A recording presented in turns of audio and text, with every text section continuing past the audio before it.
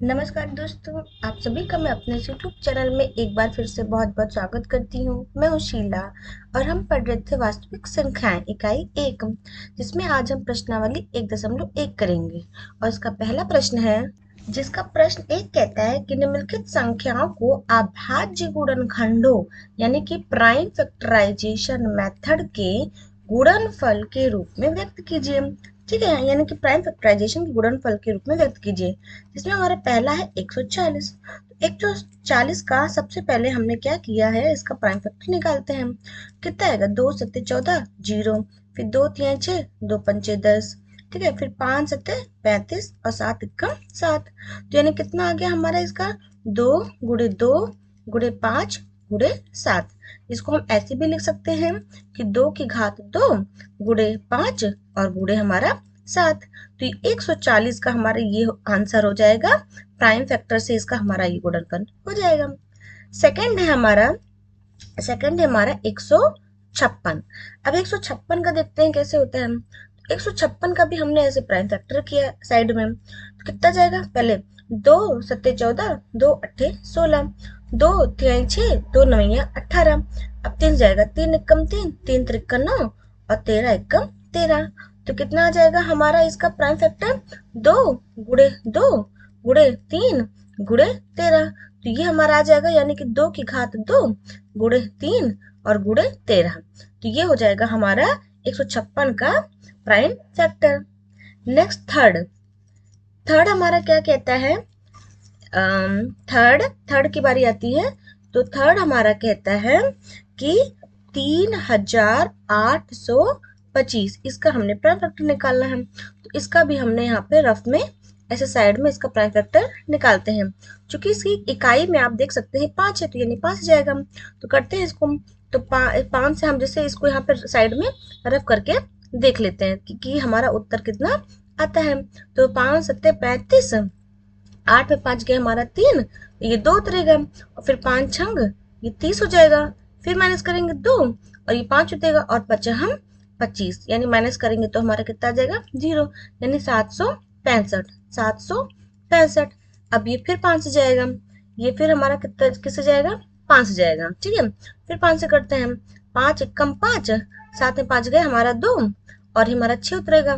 फिर बचे हम 25, फिर माइनस करेंगे 1, फिर 5 आया, फिर 5 दिए हमारा कितना हो जाएगा, 15 आ जाएगा। फिर कितना, 0, यानी 153, 153 आ जाएगा। फिर ये हमारा 3 से जाएगा, 3 पचे 15, 3 एकम 3, ठीक है।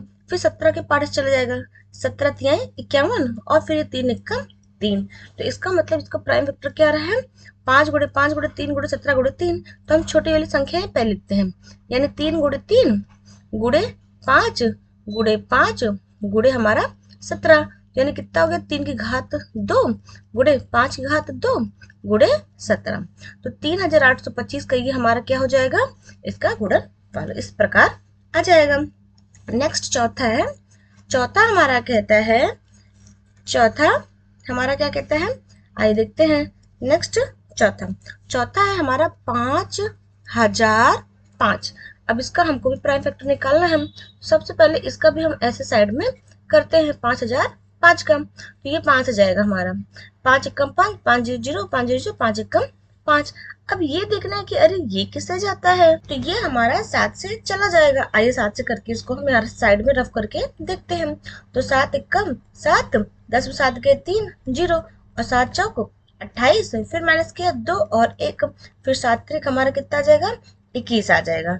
तो कितना है, एक जब 7 से गया तो 143 आएगा। अब ये देखना है कि ये हमारा किसे जाता है।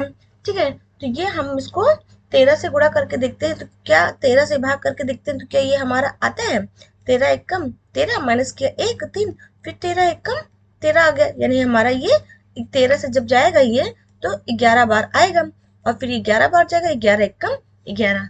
तो यानी कि 5005 का जो प्राइम फैक्टर क्या बनेगा, 5 गुणे 7 गुणे 13 गुणे 11, और इन सब की घात हमारी क्या जाएगी, एक ही एक आएगी, यानी 5 की घात 1 गुणे 7 की घात 1 गुणे 13 की ही घात 1 गुणे 11 की घात 1। तो ये हमारा इसका प्राइम फैक्टर यानी गुणनफल हो जाएगा। नेक्स्ट पांचवा है हमारा 7429 यानी 7429। अब इसका हमें प्राइम फैक्टर निकालना है, तो इसका भी यहाँ पे हम साइड में ऐसे 7429 का प्राइम फैक्टर निकालते हैं। चूंकि 7429 है तो आप देख सकते हैं 2 से भी नहीं जाएगा, ठीक है, ये 3 से भी नहीं जा रहा है, 5 से 7 यानी किसी भी अभाज्य संख्या से ये हमारा नहीं जा रहा है। पर इसको अगर आप देखेंगे तो ये 17 से विभाजित हो जाएगा, यानी ये 17 से हमारा कट जाएगा। तो देखते हैं इसका आंसर कितना आता है। आप देख सकते हैं जब 17 को हमने 7 से 429 से भाग दिया तो हमारा कितना उत्तर आ रहा है, 437। यानी जब 17 से हमने भाग दिया तो फिर हमारा ये कितना आ रहा है, 437 आ रहा है। ठीक है, अब 437 हमको देखना है कि ये किसे जाता है, तो ये हमारा अच्छे से 19 से ये भाग हो जाएगा। तो आइए इसको हम उससे भाग करके देखते हैं कि हमारा उत्तर कितना आता है। क्योंकि 19 से कम 19, 19 दूनी 38, तो ये 38 जब चला जाएगा तो 19 दूनी हमारा 38 आ जाएगा। अब 13 में 8 गए, अब 13 में 8 गए हमारा 5 आ गया और ये हमारा 7 उतरेगा और 13 19 तिहाई कितना हो जाएगा हमारा 57। फिर माइनस किया हमारा 0, यानी कि हमारा कितना आ रहा है यहाँ पे 23 आ जा रहा है। अब चूंकि 23 खुद भी एक अभाज्य संख्या है तो 23 एक्का 23 हो जाएगा। तो यानी कि इसका जो हमारा प्राइम फैक्टर बनेगा यानी गुणनफल कितना बनेगा, 17 गुणे 19 गुणे हमारा 23, और इन सब की घात हमारी कितनी हो जाएगी, 1 हो जाएगी, क्योंकि एक ही एक बार है तो इसकी घात कितनी जाएगी, 1 हो जाएगी, और यही इसका हमारा आंसर हो जाएगा।